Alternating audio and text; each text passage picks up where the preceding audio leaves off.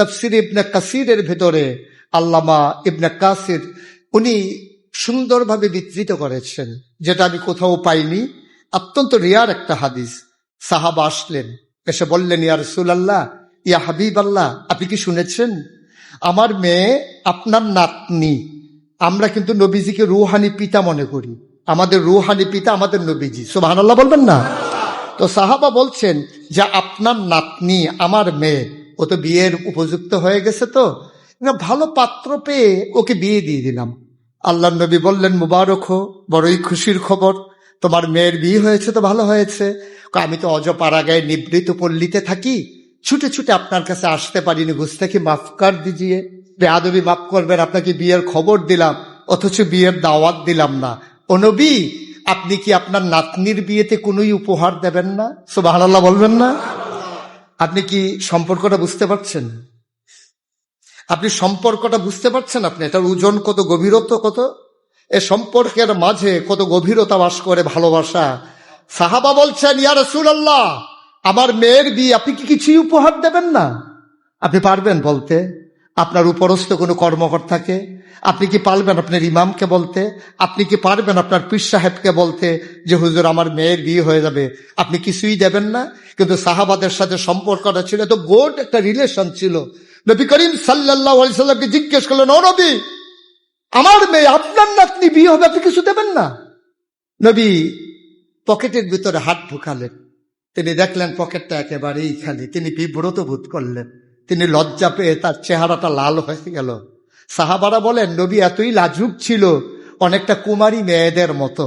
কুমারী মেয়েরা যেমন লজ্জা পেলে লাল হয়ে যায়, গায়ের ভেতরে শিহরণ জাগে, ঠিক নবীজি এমনই লাজুক ছিলেন। তিনি কোনো কারণে লজ্জা পেলে সবাই বুঝে ফেলতো নবী লজ্জা পাচ্ছেন। তার কপালের ঘাম জমে যেত, চেহারাটা তার লাল হয়ে যেত, লজ্জায় তার মাথা অবনত হয়ে যেত। সাহাবা চাইলেন মেয়ের বিয়েতে কিছুই দেবেন না। নবী পকেট হাতড়ে দেখে কিছুই নাই। তিনি খুব বিব্রত বোধ করলেন, তিনি মানসিকভাবে একটু কষ্টও পেলেন। আহারে, এমন নবী তোমার, তুমি চাইলে আমি একটা উপহারও দিতে পারলাম না। গরিব নবী তোমার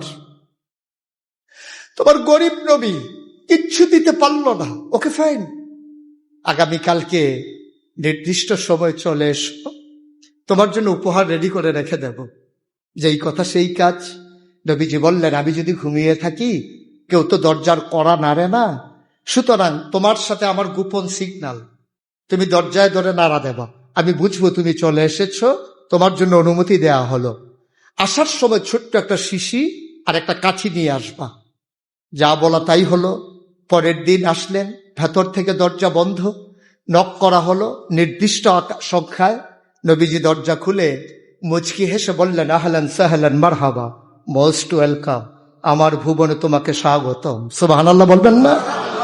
নবী মোটেও বিরক্ত হলেন না, হাসি মুখে তাকে ভেতরে ঢোকালেন। বললেন, শিশি এনেছো? বলে যে হ্যাঁ ইয়া রাসূলুল্লাহ, তো শিশি। লুঙ্গির খিট থেকে শিশি বের করে দিলেন। নবীজি পাঞ্জাবির হাতাটা গুছাইতে শুরু করলেন।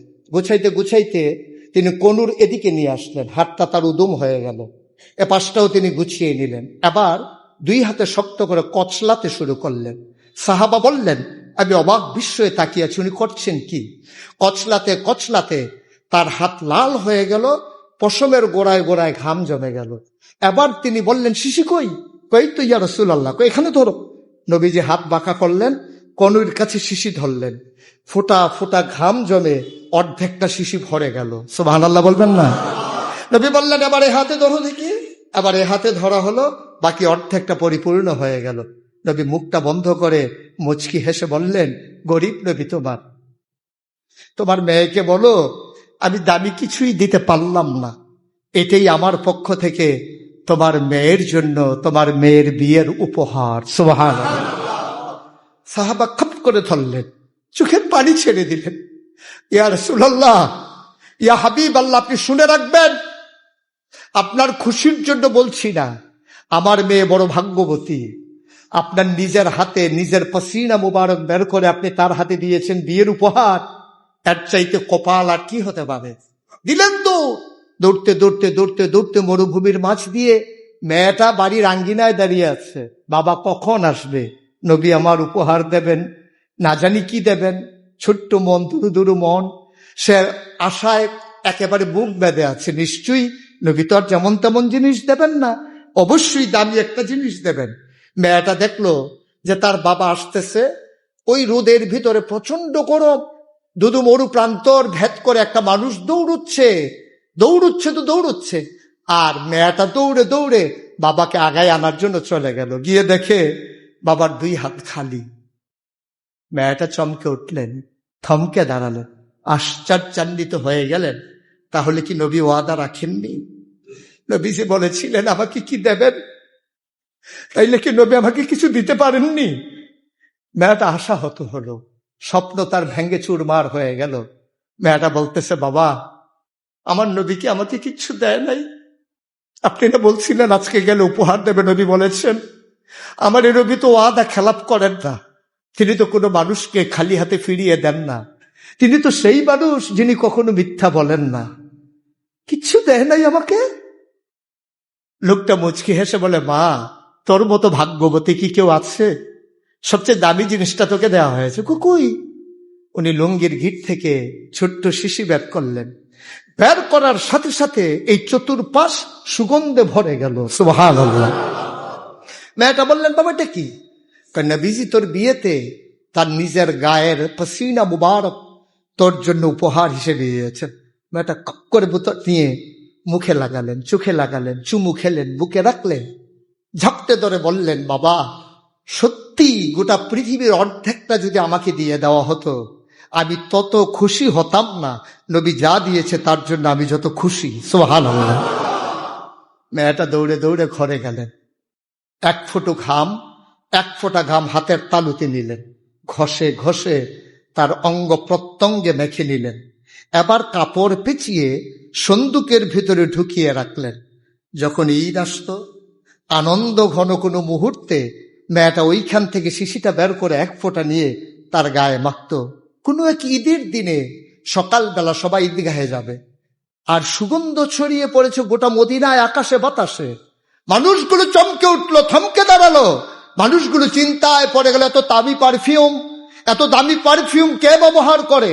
গন্ধ যেখান থেকে আসছে ওই বরাবর সব চতুর্দিক থেকে আগাতে শুরু করলো।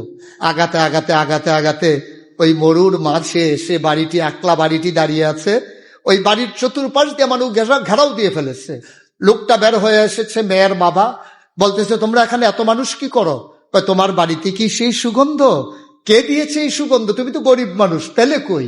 এবার সাহাবা চোখের পানি ছেড়ে দিয়ে বললেন যে নবীর পক্ষ থেকে আমার মেয়ের বিয়েতে উপহার, আর আমার মেয়ে 1 ফোঁটা বের করে আজকে ঈদের দিনে দিয়েছেন। সব লোকজন বলল, তোমার বাড়ি আজকে থেকে সাধারণ কোনো বাড়ি না, এই বাড়ির নাম আমরা সবাই মিলে রেখে দিলাম সুগন্ধি বাড়ি।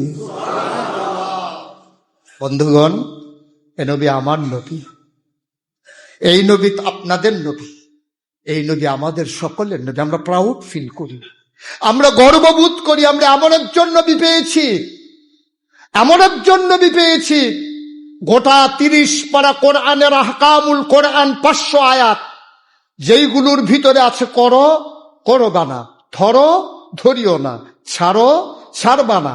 এইরকম করো, করবা না, ধরো, ধরবা না, ছাড়ো, ছাড়বা না, খাও, খাবা না, এইরকম 500 হুকুমের আয়াত যেই কোরআনের ভিতরে আছে, নবী ছিলেন তার বাস্তব নমুনা। একটা আদেশ নাই যেটা নবী মানেন নাই, একটা নিষেধ নাই যেটা নবী ছাড়েন নাই। সুবহানাল্লাহ।